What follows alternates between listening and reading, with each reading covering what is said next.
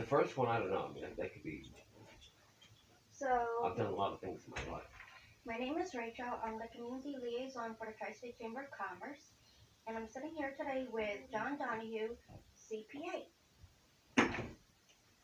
Hi. And this is Seamus. Oh, hello, Seamus. Hello. How are you? All right, how are you doing? Very good, thank you. I'm Rachel. I'm the Rachel, community- Seamus Donahue. How are you? Pleasure to meet you. I'm the community liaison for the Tri-State Chamber of Commerce. Congratulations. Say we are partners in this thing. Yes. Mhm. So, can you please tell me a little bit about yourself? A little bit about myself. Well, Like hobbies. hobbies. Where did you grow up here? Well, I grew up in Westchester County, Okay. and then I moved to Suffern.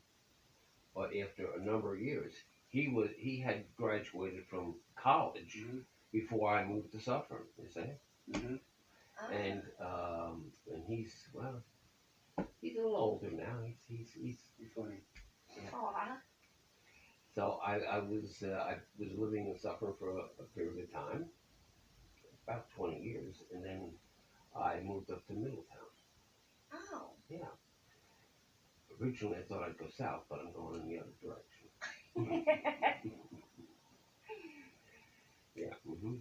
And I did all that moving because 40 years ago I started actually 41 years ago I started the accounting practice. You see, and I started buying accounting practices.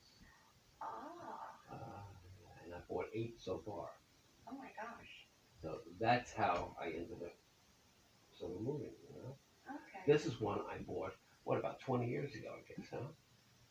No, it's much longer than that. 25 maybe? 1994, I believe it was Okay, purchased. there you go. Ah, okay. And but it was not my first practice. It was one of a bunch that I had.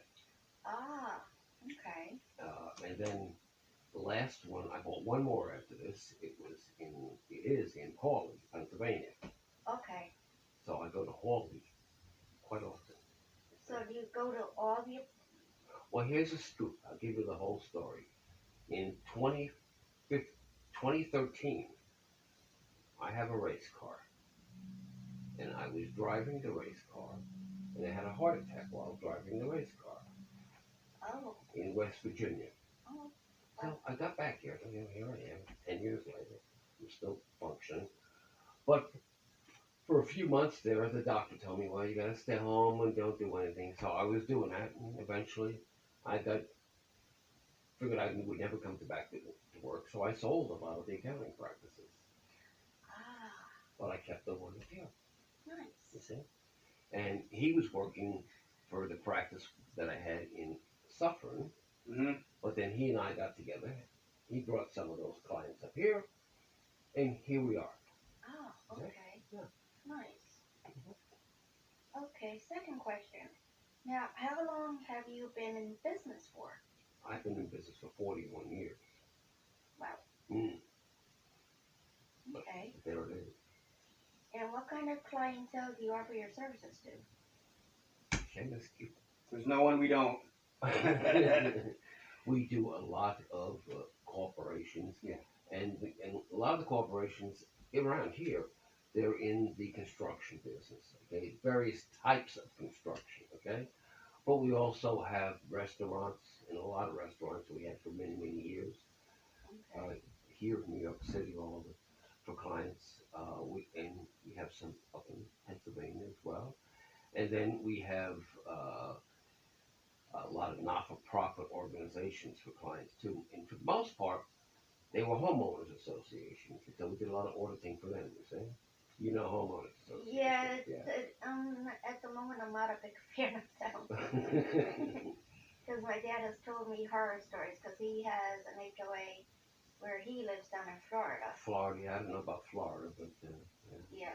The first time I went down there to visit my dad, and I seen all these pink houses on their way to his house, and I'm like, why do I keep seeing flamingos? That's the only thing I could think of. Well, yeah. What about individuals? We do all kinds of individuals. Typically, are there some people who come in here who just have their W-2s, but Of course. not many of them, though. Look, it's a the practice that we have here is a full service accounting practice. Okay, we do um, monthly accounting work for many businesses. What that consists of is, reconciling bank accounts, preparing financial statements.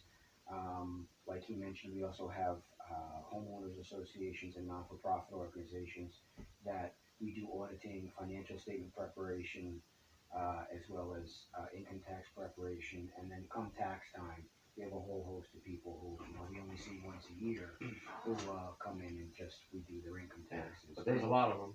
Yeah, I mean, and basically everything in between. I think we did something in the neighborhood of 650 tax returns this year, something like that. Yeah. Wow. So there's a lot, Okay.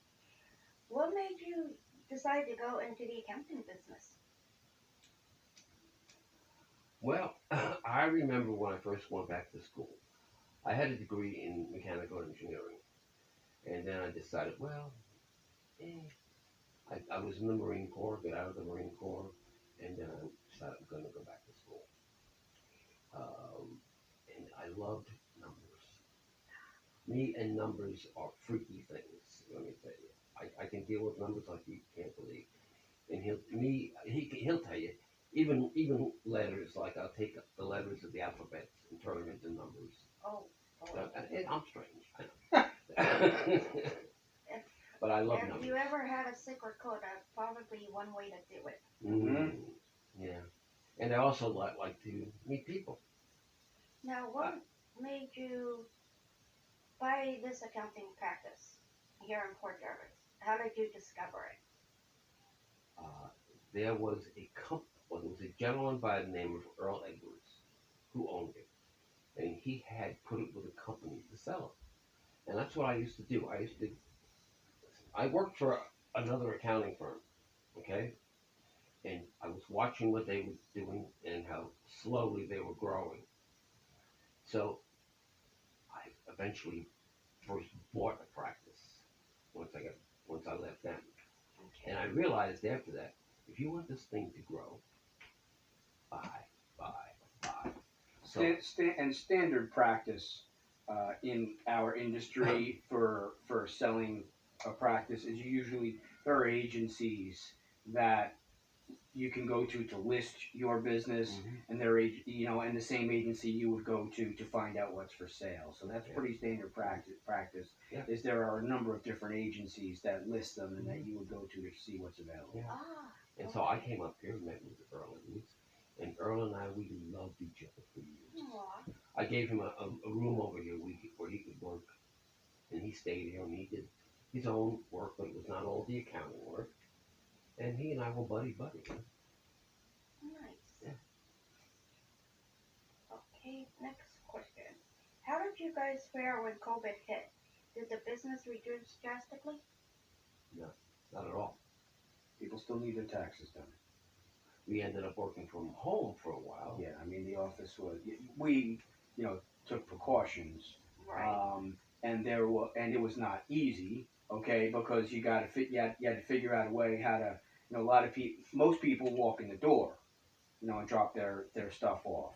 So all of a sudden everybody's mailing their stuff or sending it over the internet via email. So the exchange of information and how that information was exchanged changed, but fortunately, it was not easy, but fortunately we were able to, continue to function and actually grow from that, to be honest. It didn't really have a negative effect on us, other than, like in Hawley, they shut down the office. Yeah, that's correct. The building up there was completely shut down, so. We rent space up there, and it's a very big building, and the owners came and shut it down. I think they were forced to by the state. That's correct. That's correct. So we couldn't go up there for a while, but you know what? The clients stayed there, and we We worked from home, or he and I came to the office, but no one else really came to the office, except for sparingly. But we were able to make it work. We were able to make it work. Nice. Okay. Now, Can you take me through your workday from beginning to the end of your day? I told you, I warned you. Some of these questions are, So look, that's going to be a next to impossible question to answer because let me tell you, I make a plan every single day before I walk out of this office. I make a plan for the next day, okay? But all it takes is one phone call from a customer, and the plan is out the window. Yeah. You know, Yeah. so that's a very difficult question to answer. It also depends on the time of the year as well. Okay, Right. we're coming out of the tax season now, so there's a bunch of things that you're trying to get caught up on from coming out of a period from January 1st through the end of April, where all you're doing is income taxes. But that's not all that we do. I mean, we do Right. payroll and sales taxes and um, monthly bookkeeping and a whole host of other things. So it depends on the time of the year, really. I mean, right now we're just trying to get caught up on monthly bookkeeping, um, Corporate tax returns. yeah, corporate income tax returns that are fiscal years that weren't due, back in March or April. We have people that are on extension and businesses that were put on extension, so we're working on those income tax returns. But to pinpoint what goes on in any given day is very, very difficult to do. Yeah, typically we take a look at what has to be done and when they're due, and we set those up. But guaranteed, there's going to be people walking in the door who want to talk to us. Like what's your name? Yesterday I was up in Hawley, and I had two people come in. I knew they were coming, but then a woman walks in the door. I never met her before. She doesn't know me. I don't know her. And she has all the stuff she needs to talk about and get done. So am I going to tell her goodbye? No. Come on in, let's talk. Mm-hmm. So you guys do accept walk-ins? Sure. Inside the woods? Yeah. Okay. Yeah, all the time. Okay. I mean, we may have to, depending on what we have going on, it may be somebody walks in the door, sorry, I can't do this right now, let's make an appointment, and have them come back. But anybody can walk in off the street for sure. Oh, okay. Now, 7. What do you hope that the business brings to the city of Port Jervis? I mean, look, the Basically, our goal is to help people, okay? I mean and there are many different ways that we can do that. Again, it goes back to the different kind of clientele that we have. So here's what I hope. I hope that our business helps businesses grow, okay? Yeah, for sure. And when they grow, they hire more people. They hire more people. The whole city gets better. That's correct. Okay? okay. Next question. How do you see, so basically from, say, your view from the window, okay? How do you see the city of Port Jervis for a thriving business like yours? How do I see the city of Port Jervis for a thriving business like mine? I think that if you just go out and look at it, you don't really see it doing a heck of a lot for us, okay? But when you're here, and you're here for a number of years, you realize, well, you're seeing the wrong thing, because there's really a lot of people out there who are very good at what they do, and they come here and we help them, and they're really good, and the city is growing. Port Jervis is a very diverse city, and constantly changing. Sometimes for the better, sometimes for the worse. At this point, it's certainly for the better. You have what's going on Front Street. Yes. You have an influx since COVID. You have an influx of people who are moving out of New York City that are moving up here. It certainly is on the upswing at this point, for sure. Okay. Now, I am going to revise this and question, where do you see yourself in 5 years? Well, I'm going to put him in the old age home. Oh, wow. Well, in 5 years, I'll be 82. So, I'm almost going to be 78 soon. So, I'll be 82, 83, and I don't know if I'll be able to function like I need to, okay? Do you plan on retiring, or? I would not like to retire because I get bored when I'm not working, okay? But if I have to retire, I will, and then who knows? No, I'm pretty sure you could babysit your grandkids. Yeah. Oh yeah, I saw them yesterday. That's Yeah. good. Mm-hmm. Now, where do you see the city of Port Jervis in 5 years? I think when I look at what's going on out there, I think the city of Port Jervis will be financially doing quite well, and I think it'll look very nicely too. Uh, we have people coming from all over the world into this country, and I think we'll get some of them up here and they'll help us too. As long as the city continues to grow in the fashion that it's grown over the last 3-4 years, in 5 years the city of Port Jervis should be in a pretty good position. Yeah. Alright, Yeah. good. Now, You know that they have like car shows out there in the main drag. yes, Yeah. they're having one June 4th. Yeah. Mm-hmm. So that helps. Yes. And there are other businesses that may have shows as well. I remember when we used to have, I don't know, Chamber of Commerce, are they having an annual function out there? They used to. We are working in conjunction with the Port Jervis Tourism Board. Yeah. And so we're doing a lot of stuff with that. And basically, my job as a community liaison is to go out and talk to the public and to the businesses and try to get more things going. Mhm. Like one of the people I interviewed was talking about if there was any health fairs going on. So that's something that we're looking into. Years ago, the Chamber used to have functions right on the street out here, okay? And they also had them up in the park. But then COVID came along, Oh, yeah. and that's what really set them back, Yes. with that, yeah. But I'd like to see that to start up again, Okay. because that was really I had a good time. I can't speak for everybody else, but I enjoyed it.